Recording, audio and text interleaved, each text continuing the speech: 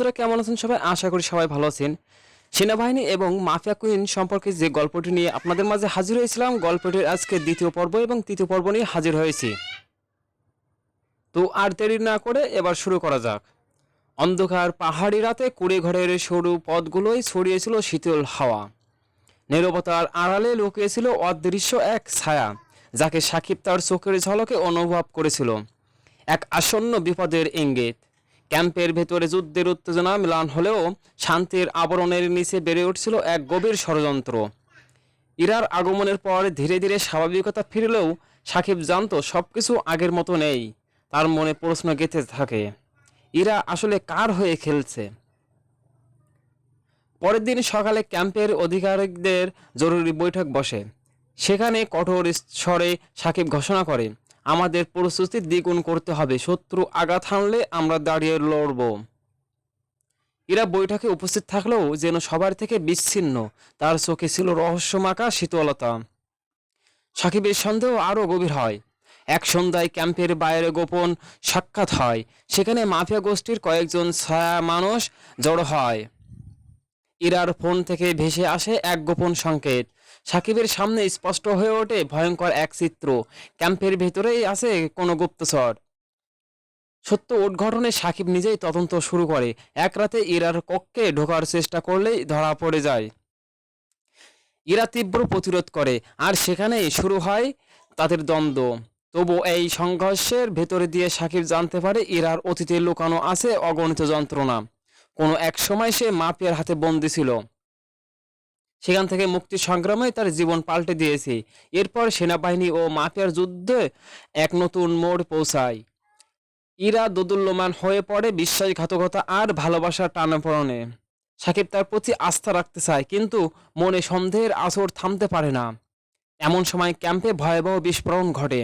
সেনারা ছুটে গেলে দেখা যায় ঘটনাস্থলে ইরার উপস্থিতি সন্দেহজনক। সাকিবের চোখে সন্দেহ আরও ঘনীভূত হয়, আর তাদের দূরত্ব বাড়তে থাকে। তবুও কিছু মধুর স্মৃতি বারবার ফিরে আসে সাকিবের মনে। প্রথম দিন ইরার সাহসী কথাগুলো, সততার অঙ্গীকার, কিন্তু সময় যেন সব বিশ্বাসকে ভেঙে চুরমার করে দেয়। এদিকে মাফিয়া বড় আকারে আক্রমণের পরিকল্পনা করে। সেনারা প্রাণপণ প্রস্তুতি নেয়। ইরা গোপনে যোগাযোগ রাখে তার এক পুরনো সঙ্গীর সঙ্গে, যার কথা সাকিব জানে না। সাকিবের ভিতর অস্থিরতা জমে ওঠে। যুদ্ধের ছায়া ঘনিয়ে আসে। ইরা নিজের ভিতরে দ্বন্দ্বে ভুগছে, ভালোবাসা না দায়বদ্ধতা। সাকিবও একাকী লড়ছে দায়িত্ব ও অনুভূতির দ্বন্দ্বে। এক সন্ধ্যায় পাহাড়ের ঢালে একান্ত কথা হয় তাদের। ইরা কাপা স্বরে বলে, আমার অতীত আমাকে ছাড়ছে না, কিন্তু আমি বদলাতে চাই। সাকিবের চোখ শিউরে ওঠে। যদি সত্যি বদলাতে চাও তবে আমাকে পুরো সত্যটা বলো। তাদের সম্পর্ক ঝুলে থাকে সূক্ষ্ম এক অন্তর ওপর, যা যে কোনো সময় ছিঁড়ে যেতে পারে। অবশেষে সেনারা পায় এক গুরুত্বপূর্ণ খবর, মাফিয়া ক্যাম্প ধ্বংসের জন্য ভয়াল এক হামলার প্রস্তুতি নিচ্ছে। পুরো ক্যাম্প জুড়ে নেমে আসে আতঙ্ক আর শোক। ইরা আবারও নিজের পরিচয় আড়াল করতে বাধ্য হয়। তার হৃদয়ে তীব্র সংগ্রাম, ভালোবাসা আর কর্তব্যের দ্বন্দ্ব।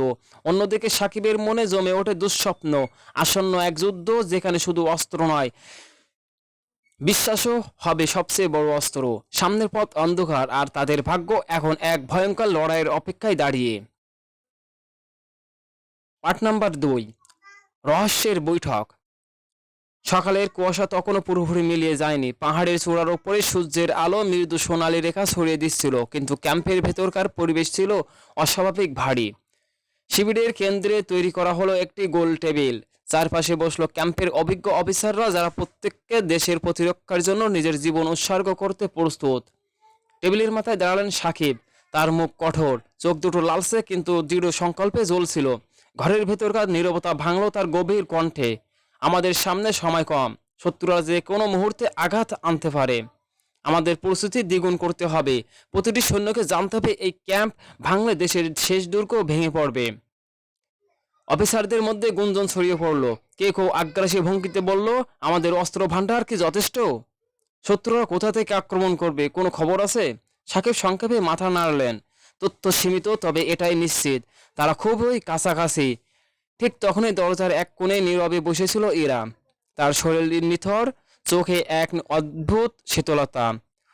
অন্য সবাই আলোচনা করলো, সে একটিও শব্দ উচ্চারণ করলো না।